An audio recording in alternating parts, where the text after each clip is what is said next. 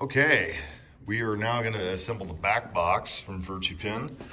Paul provided us with the flat pack back box assembly guide. I do got to say that these instructions are probably a little bit older. They don't seem to have all the same parts, but there's a few things that we're going to go over that are different from what Paul has here. He has the image of all the pieces and he has screws set in them, but my pieces are quite a bit different, as you can see. But before you begin, obviously get a square. I used a clamp, it helped a little bit. Get your screws in your gun. Make sure you're using the right kind of screws. These screws work perfect. These are trim screws, finish screws. And as you can see, they recess nicely and easily. They don't split, so you don't have to pre-drill. So these ones are 1 5/8, which seems to be about perfect, number 6. And then make sure you get some good glue, because you definitely have to have glue on there. And once again, we didn't paint the joints where the glue goes, so the glue will stick well. And pretty simple, just make sure you get your cabinet positioned correctly. You want the right base down on the bottom that you build upon. And I went over to the machine and set this piece on to make sure that it was correct. There is an angle cut right here on this face, which follows the angle of the glass that goes right there. So that's a pretty easy given. The rest is pretty easy to go because it has a dado joint, or a rabbit joint, all the way around it, except for the very bottom piece is flush. So that's it. It's all glued, screwed. Now it's squared as good as you can without having the other components on the inside. Next, we're gonna start building the other pieces. So you gotta start building your track on the inside. You wanna locate your piece that has the recess cut and use these blocks as spacers. Drop them in the track. That's where your glass is gonna go. Make sure that you have them in position and even. Put your board even. Put 2 screws in, one right here, on each side. 2 on each side, 4 total. After that piece is screwed down, then you want to locate these pieces here. There's the R, I don't know if your letters are going to be the same, and the Q, but remember your screw holes, your clamps goes on bottom, and they go inside here. Those pieces will be used to mount your locking device if you decide to put one on. Push them up with your spacers still in position. That way you got your 3/8 gap for your glass. And then do the same thing. Screw here, same there. The last piece is this piece. It's tapered on the front, you can see. This one will go right in there to pinch it all together. After you got that in position, I recommend using a brad nailer of some sort with short brads, because you will be able to see screw heads there. So when you use short brads and pin it 4 to 6 places, that'll be done at the top. These are the back box spacer brackets. You stick here and then you put the V blocks against the back. That's what you'll screw the back board box into. You want to be able to make this removable, so you need to space these out and screw them down with 2 screws in each. Turn your back box over, and we're going to take the U block and do the same thing with it. Now make sure your back box, like right now mine's just pressed in there, it's not screwed in. So make sure you're flush with the back. Take a hammer and tap it all the way in, and then butt this up and then screw this down. Now rotate the back box 90 degrees. Put your spacer down at the bottom, and then put your W block. And then measure 7 inches from this point up, put your V block, 2 screws in each. Once you're done with that, roll it over and do the same thing on the back side. Okay, the back board is now completely shimmed and ready to screw down. When you are installing your screens in your back box, you need to decide if you need to remove your bezel from your screen. And I'm just going to briefly talk about how to do this. This is what we're going to use for the DMD. It's a Dell monitor that has been removed from the bezel. I see people on YouTuber cutting these up with saws and everything else, and you don't have to do that. This is pretty much how they all go. They all connect through snap pins on the sides of the frames, and you can remove those. It's a little stubborn, but we're going to do it on the Samsung really quick. Kind of show you how to do it. There's multiple tools that come in handy. Automotive trim removal tools. What we're going to use a smaller one to begin with to get an edge started. We have an edge started here, you can see. And as you go down the line, it gets tighter. So when you get an edge started, you just continue the edge down by prying up lightly and popping the case off. It's stubborn, but it will come, and it won't damage your screen or your bezel. You can see within a little amount of time, it doesn't take much to keep it going. I'm trying to video this with one hand, so it's a little hard. But you just gotta hold tension on it. Put your tool in and continue to pop it out down the line.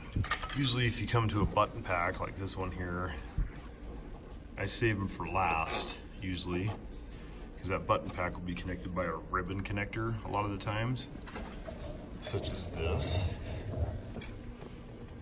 And you want to retain this, just simply for the fact that you ever need to do anything to the monitor, you can remount this to your monitor. You can go in there and change your colors or whatever if you have to. So you want to make sure you don't damage the button controls when you do unbezel. Okay, so as you can see, the whole panel is released, and by staying with that center piece last, you see why. There's two screws holding it together. So definitely, if you go to remove the bezels on these, to make sure you save the button area for the last until you can see what exactly it takes to remove. After removing the screw, allows the whole bezel to be removed. As you can see, it's got a actual processor board that's separate, ribbon connectors, and then a connector here. So this is actually kind of beneficial to us because means that we're putting this in a pinball machine, we can actually relocate this board, which is all the audio and video inputs. Plus, we can actually relocate this button to be functional from the outside of the machine. After a couple quick removals of a ribbon cord and a power cord, this LED screen is as thin as it can be and very easy to mount. Now I made a halfway mark on the top of the inside, and I've done the same on my back screen. So we can set this into position and see how big to make our bracket. Okay, now the back box is upside down. I've got the back box monitor sitting here, and before I can continue any further, I'm gonna go ahead and build my brackets for this monitor. I'll tell you why. Because if we put the wood in the way that they're saying to do it, then that's gonna get in the way of my brackets. I'm gonna go bend some brackets that are gonna mount this monitor and go straight over like that.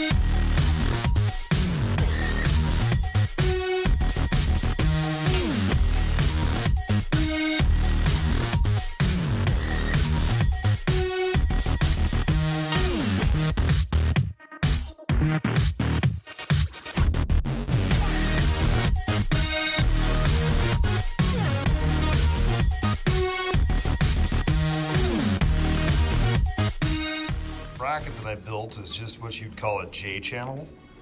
Yeah, really clever name, right? Anyways, it's pretty easy. Almost all LED panels will have their mounting brackets or their mounting holes right there. These are M3, metric 3. You got to make sure that the length of the screw is not very tall. These are a little bit too long, so I'm going to put a washer on them.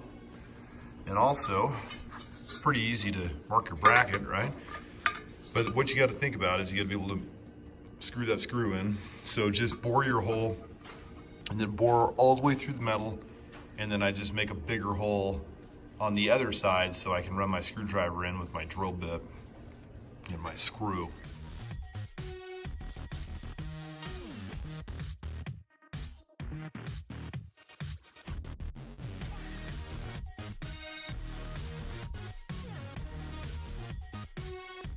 Now it is time to put it in the back box. I'm going to put it on the floor so I can access both sides of it relatively easily.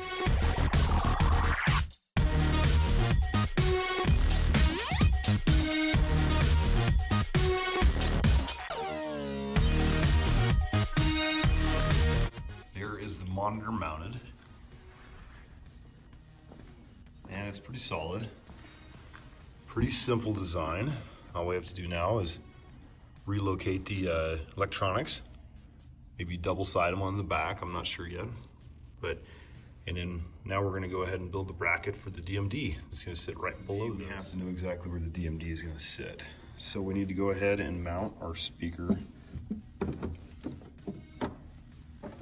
bracket holder. And I've already measured mine out, so I've put my side blocks in. Here's the DMD. As you can see, it's a really tight fit below the monitor. We don't have a lot of room. We got about maybe a ½ inch, maybe. And then on the front, you can kind of see we're gonna have to black out vinyl to hide the bottom of that screen or the top of that screen. And here's the back box, not quite completely finished, but it's got the DMD installed at the bottom. And I put some weather stripping on the inside of there so you could get some compression against the DMD, keep bugs and everything out of there. The speaker grills will recess in this cavity, this cut, and the glass is installed. Just pick up on it to pull it out, just like a real pinball machine. There's no lock in there, but I will get that lock ordered, because this is going into a pub when it's done, I think. Right here you see this strip of the bottom LCD panel.